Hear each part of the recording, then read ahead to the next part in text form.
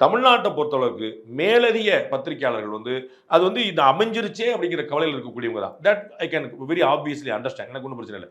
இந்த body language நின்னாரு, நிமிந்தாரு, தலையை சொரிஞ்சாரு, அந்த பக்கம் திரும்பிக்கிட்டாரு, இதெல்லாம் கற்பனை. அதில் வந்து எது வெறும் இல்லை. அவங்களுக்கு வந்து எல்லாமே சம்மதிச்சு எல்லாமே பேசிட்டு தான் வந்திருக்காங்க. 4:30 மணி வரைக்கும் திரு இபிஎஸ் வீட்டில் கான்வாயே போடலை.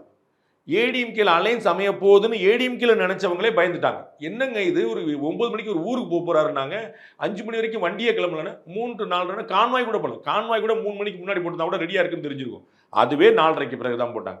5 நிமிஷம் நேரா போய் சேர்ந்துட்டாங்க. அப்ப அவங்களுக்கு எல்லாமே தீர்மானிக்கப்பட்டிருந்துச்சு. இடையில திடீர்னு டாக்டர் தமிழிசை சவுந்தரராஜனோட தகப்பனார் வேற இருந்ததுனால அந்த ப்ரோகிராம் அடிஷனலா சேர்த்தாங்க. ஸோ மொத்தமா ரீஷெடியூல் பண்ணிட்டாங்க. 5 மணிக்கு கிட்ட தான் திரு குருமூர்த்தியை சந்திக்கிறதா இருந்துச்சு. அது மதிய சாப்பாடோட சேர்ந்து போயிருச்சு. அப்புறம் டாக்டர் தமிழிசை கூடுதலாக சேர்ந்துருச்சு. அப்புறம் அப்படி ரீஷெடியூல் பண்ண அவங்க எல்லாம் பேசிக்கிட்டு இருந்தாங்க. நம்ம எதிர்பார்த்துட்டு இருந்தோம் பாடி லாங்குவேஜ் சரியில்லை, நிமிந்த மேனிக்கு உட்கார்ந்தாரு, குனிஞ்ச மேனிக்கு உட்கார்ந்தாரு, எல்லாம் சொல்லிக்கிட்டே இருப்போம்.